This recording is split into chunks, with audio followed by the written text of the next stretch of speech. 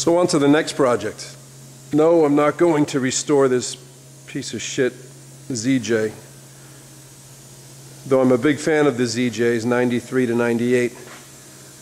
This one was picked up for $600 a year ago.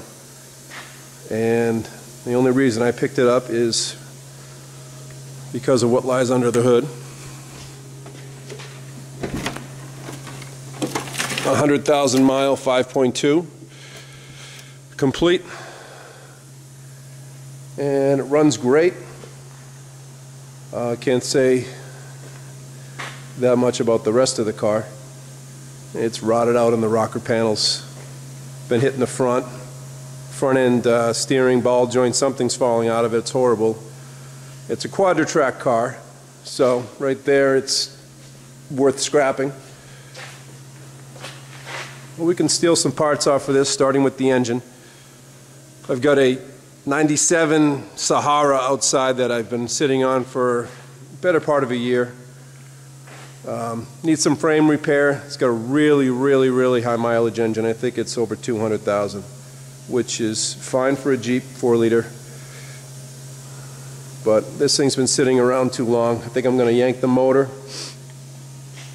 and prep it and put it in that 97 outside. I'm going to have the body off the 97 anyways. I want to fix the frame up and put this in.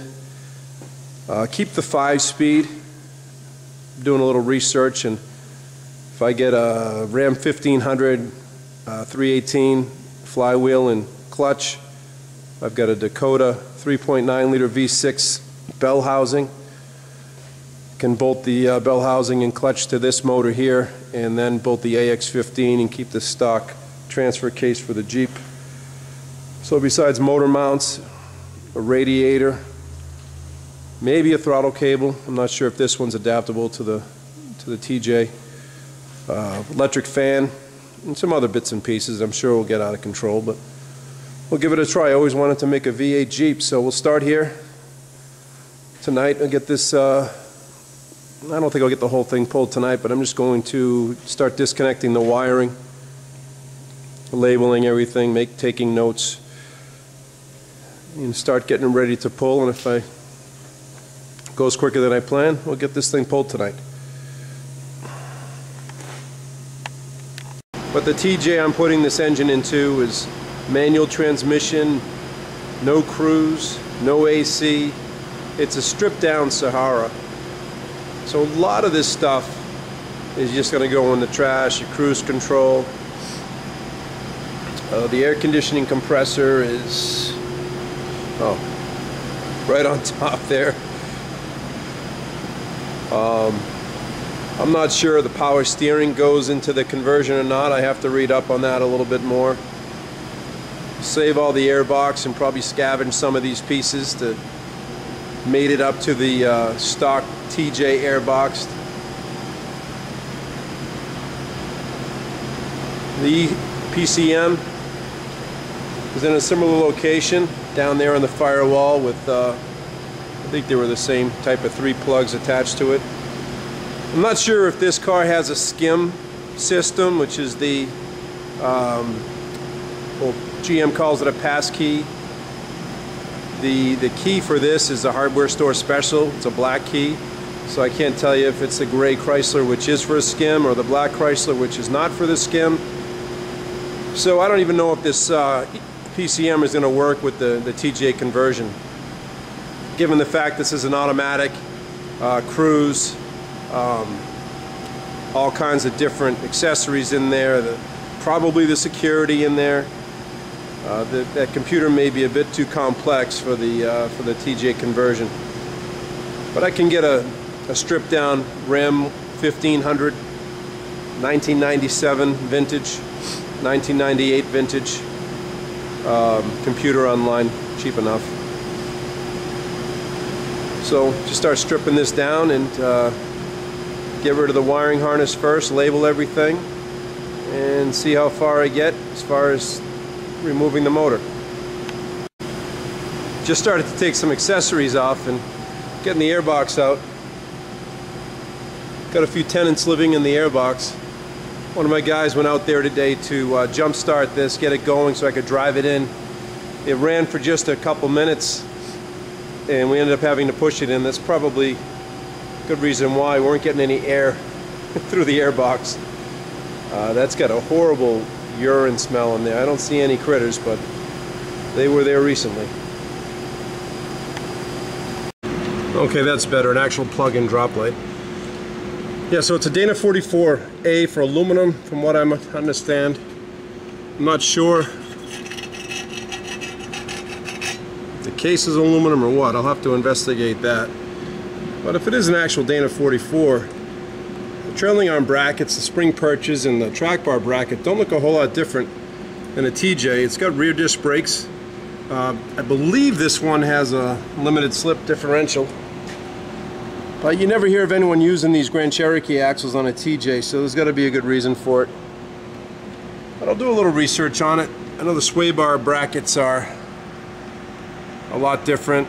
Who knows about the overall length and so forth.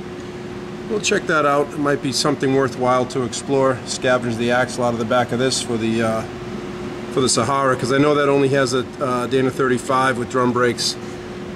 So a 44 disc, aluminum or not, definitely would be an upgrade. So for the V8 and the TJ conversion, we can get rid of this. We'll get rid of this transfer case and transmission. This car ran and drove when I bought it, so they're in working condition. We'll get rid of them on Craigslist. Looks like the catalytic converter is pretty new, as is the muffler, but we'll definitely save the converter and the Y pipe as a whole, and the oxygen sensors and the associated wiring. Because from what I've read, the Y pipe can be modified and you can retain the stock exhaust manifolds from a ZJ, and it will clear everything it has to clear on the TJ when it goes in. So that'll be the plan, unless I find out otherwise. I'd rather have a free-flowing 3-inch cat if I do this conversion, but this one looks fairly new, and another $150 I don't have to spend. I'm continuing to disconnect things from the engine. I've got everything underneath disconnected. The exhaust Y pipe is out, muffler, cat, and tore out the AC lines in the receiver dryer, radiator, and so forth, just to make things easier. Fill these bins with things I'm going to save, the alternator and so forth. Just taking my time as I'm going, as I disconnect everything. I just label the different plugs and try to keep the harness fairly organized. Get a lot of air conditioning. Got some an anti-lock brake module over there, so a lot of this harness is going to be cut out and thrown away.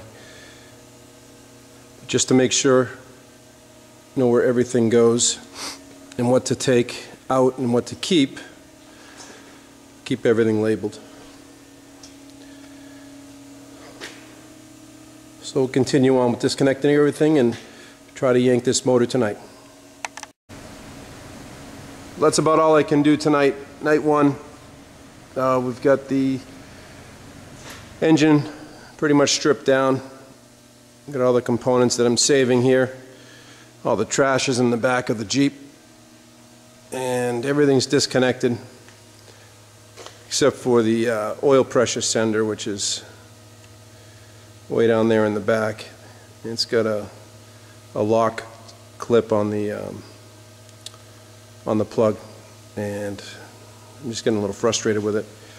So I'm not going to force it or break it.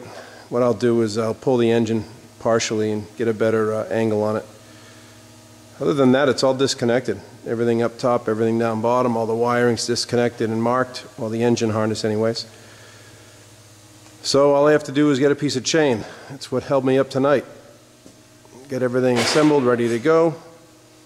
Can't find any chain in the shop to chain the engine to the hoist. Not quite as successful as I want it to be tonight. The engine's still in the Jeep, but we're just about there, 95%. Until next time.